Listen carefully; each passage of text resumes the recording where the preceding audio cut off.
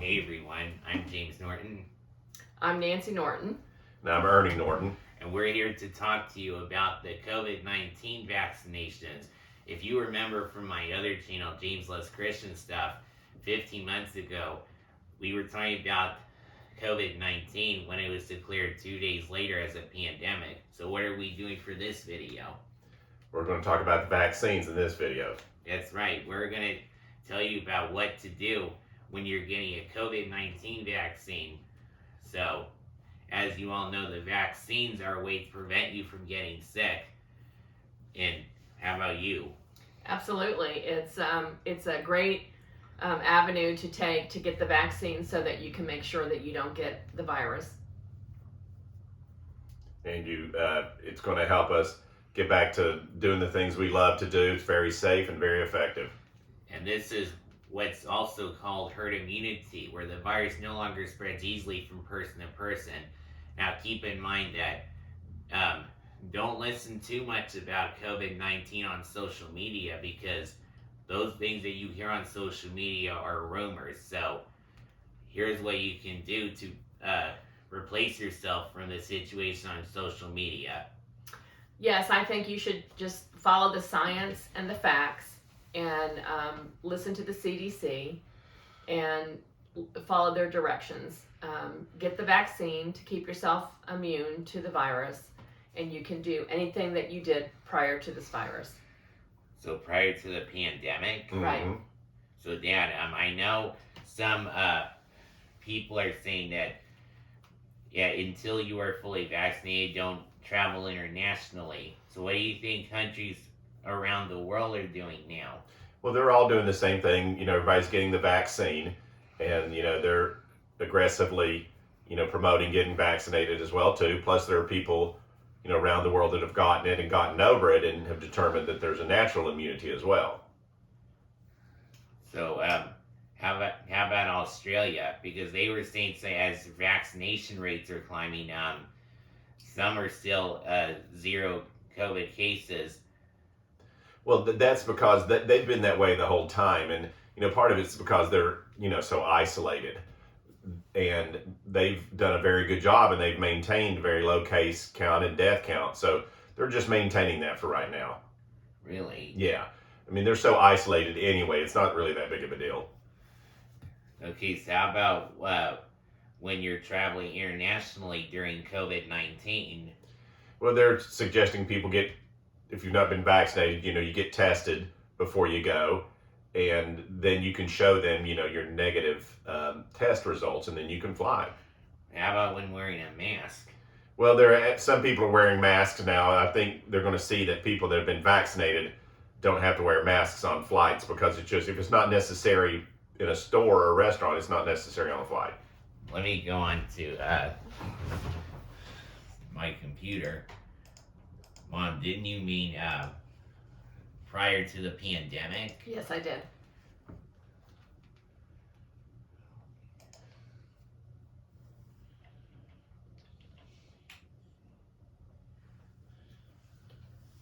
I recently flew to Arizona, and while we were on the flight, we had to wear our masks unless we were eating or drinking. But once we got to Arizona, if I was fully vaccinated, I didn't need to wear my mask. So it says people you come into contact with during travel. Safe for contact with just members of your household. Contact with only fully vaccinated people. Well, that's so to that point, that if you're, fully vaccinated, because what they're saying there is you're safe if you're fully vaccinated. So therefore, there shouldn't be any reason to take those additional precautions if you're fully vaccinated.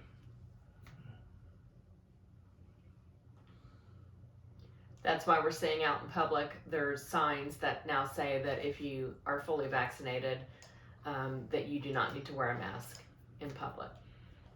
Okay, so how about face masks on public transportation? Well, just for now, they're doing that, but because, that's such close quarters.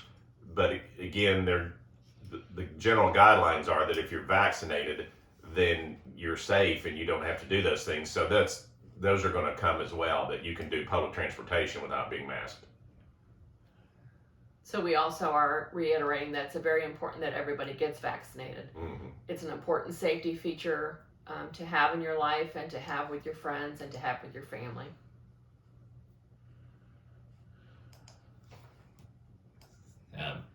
Saying COVID-19 vaccination is an important tool to bring you closer to activities, to enjoying the activities you missed. That's right, because they allow us to go back to doing the things we did before the pandemic. And as it's shown in the news this week, Broadway is opening up and concerts are coming back to fully vaccinated people that they can attend and have 100% capacity as long as the people are vaccinated that attend the shows. What do you mean? That it's important to be vaccinated. Right, and that they can have full capacity concerts again. How about for people who are unvaccinated? Well, they can wear masks and stuff until they get enough people fully vaccinated. But the big point is that we can have full capacity concerts again. Yes, it's just there is the actually something in India about something of a variant, and then there was where Dr. Walensky, CDC director, said that the U.S. could be one as well. But India is a very overly densely populated, concentrated area. So that's why they're having those effects. But we're sending them vaccines anyway. But here, we don't have that issue. And, a variant is just another version of the virus. It's not like it's a different virus. So our bodies learn the overarching,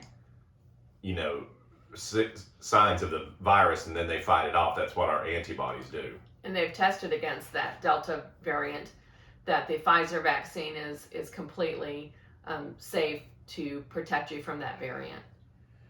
Really? Mm-hmm. If you what you should keep doing. Now we're talking about when you've been fully vaccinated, how to protect yourself and others. They're effective at protecting you from getting sick. And based on what they know about the vaccines, people who have been fully vaccinated can start to do some things that it's not doing because of the pandemic.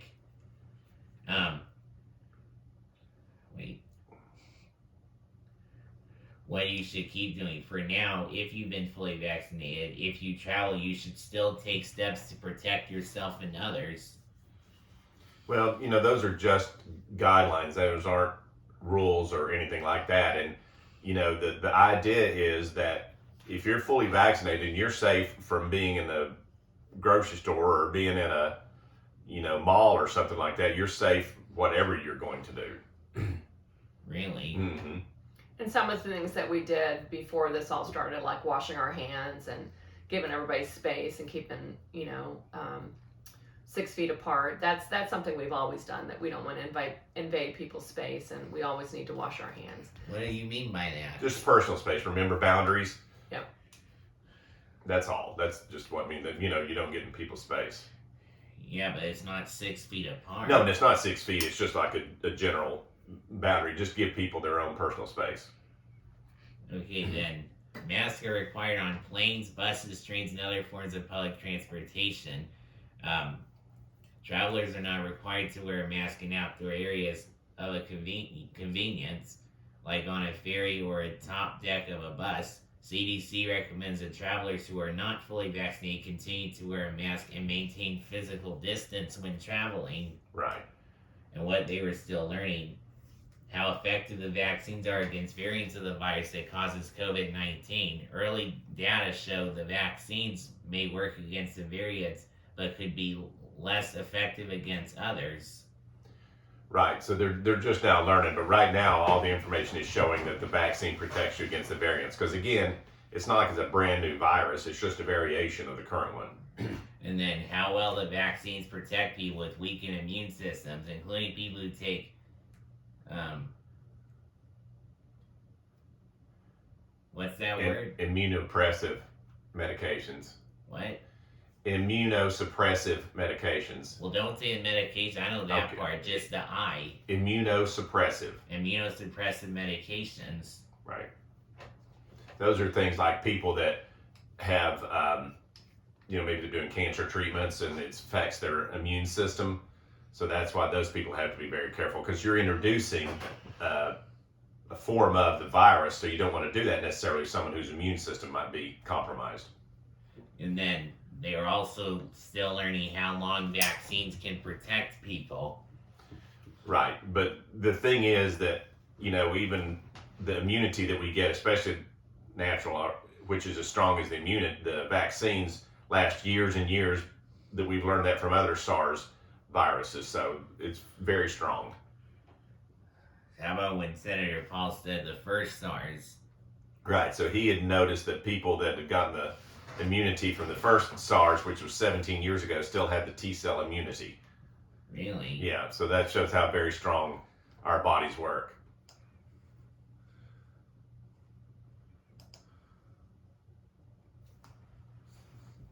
Okay, so let's look again, traveling. It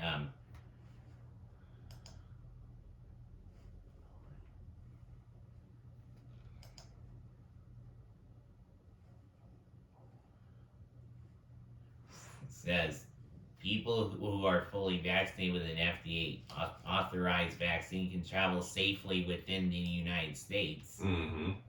You know what that means? Yeah, so you can go about anywhere within the United States.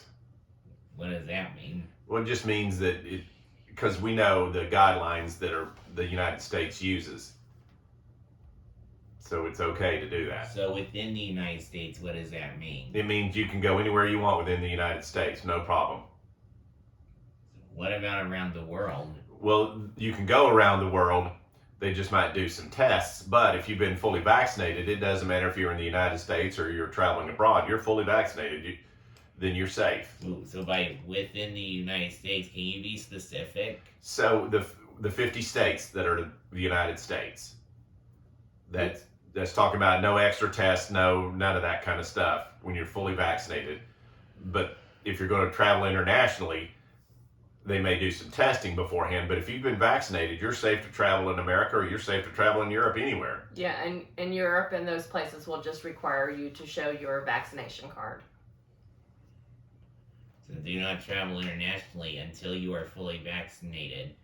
It says fully vaccinated travelers are less likely to get and spread COVID-19. That's right. So that's why it's fine if you're fully vaccinated. You're fully vaccinated, whether you're in America or whether you're in Europe or wherever. Yeah, Cecily is going to Paris in July, and all she needs to do is show that she's been vaccinated by her card. And Really? then, yep, she can travel and come into the Paris, What? France. Did it just say Paris? Okay, in Paris. It says international travel poses additional risk, and even fully vaccinated travelers might be at increased risk for getting and possibly spreading some COVID-19 variants. What's that? Well, that just means that What's that? I was just moving my foot. Go ahead. the variants though are the same, and it's just another variation. And when you're fully vaccinated, you're fully vaccinated, so you're safe to do those things. Because when I see people saying the vaccine is important to help us get back normal, I still don't see back to normal. Well, but see, that's the thing that I do see. And when I'm out and about and just observing what I see us getting back to normal, because so many people aren't wearing masks, so many places are doing full capacity things. And even in California, where the golf tournament is this weekend, they're full galleries, there's no masks. And we've been doing that for 4 weeks now, and there've been no spike in cases. When do you mean a month? Yes, a month. I still don't see it though. How come you see it? Well, because you just have to notice what's going on and pay attention to the data and stuff. And when you put those two together, you can see that we're getting over it, because we're doing the things we've done before, and we're not seeing spikes in cases. And that would be being reported if there were. And so that's showing that between the people that have been vaccinated and the people that have gotten it and gotten over it naturally, we're getting to herd immunity. That's great. And even Johns Hopkins University had said that we're going to get to herd immunity quicker than people think. How about for around the world? Well, same thing with them. The natural immunity works the same for people around the world, as well as they have the vaccine. So again, those two things together everywhere is helping us get past this. I just don't want COVID-19 to be a thing anymore. I just want it to be over. I know. and it's very close to it, and I'm very encouraged Wait, by. it's very close to it, or we're very close? Well, the pandemic itself is very close to being over with. That's the "it's" I was referring to, and so just by the things I see, it's what encourages me. Yeah, I'm trying to tell people, but they still focus on the right now. Well, the people that are our friends and stuff, we know the ones that I've talked to are aware that things are going really great, and that things are getting back to normal, and they're very encouraged over that. How about around the world? Well, around the world is going well too. Things are opening up. People are doing things, and they're traveling. I mean, we weren't traveling at first. Now we're traveling internationally, and so it's very encouraging. Well, how about wearing masks? I'm tired of people wearing masks. I know, but for the most part, they're starting to not wear them now, because we're seeing more and more people's faces now. Really? Yeah, and even if places have a section for masks, there's hardly anybody wearing them because people are feeling so much better. I'm trying to do that, but it's just really hard sometimes. Well, I just want to, like we were starting to get into earlier about things to do to avoid the stress, is to look at positive things and get out and about and look and see what people are doing. That's another thing that I think you guys that are watching should remember. Let me just find it.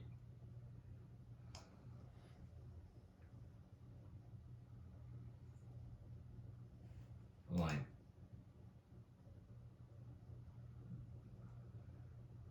The cases in the U.S. Something right here. Mm-hmm. So, but the rate of it is going down. Really? Yeah, of people that are feeling bad that go take a COVID test, it's less than a 2% positive rate after they take the test, and that is the benchmark that the United States CDC has set that we needed to be at full herd immunity. So that's a great thing. And with the lowest case count since this started. Got it.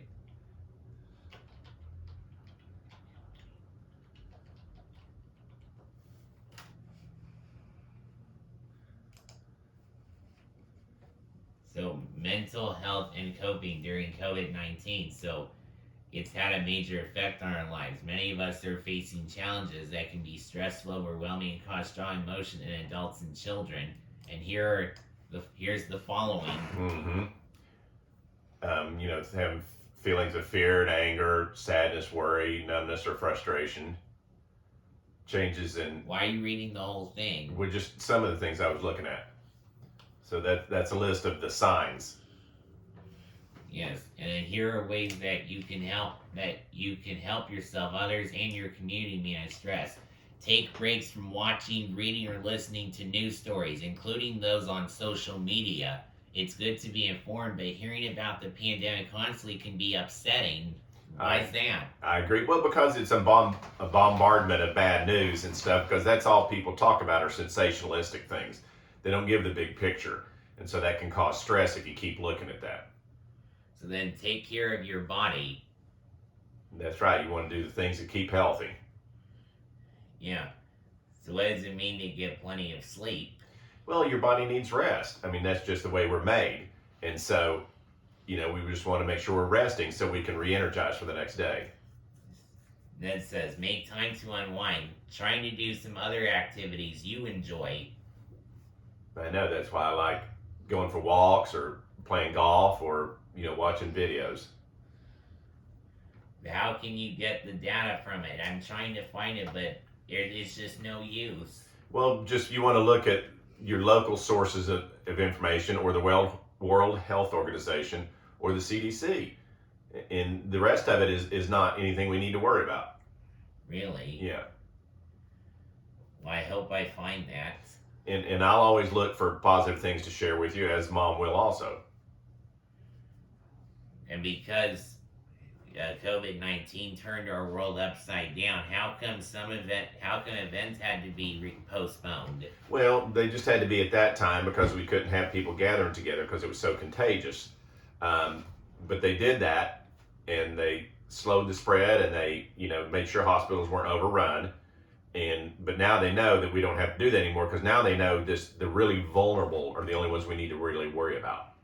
Yes, see, it was because the reason why we had to put things on hold so everyone can stay healthy, want everyone to stay healthy. Right. And so that was good. And now that we know what we know now, we know that there's a certain group of people that need to be protected. Yeah. Well, guys, thank you for watching this video. I know this has been hard on all of us for the 15 months, but things are starting to get better if you see the science, the facts, and the data, and if you remember to take breaks from listening to news stories, especially on social media, because hearing about it can be upsetting constantly. So remember that, and also make sure that you get the vaccine when it becomes available to you, so that we can all go back to our favorite things again. So thank you for watching, and I'll see you next week. Bye.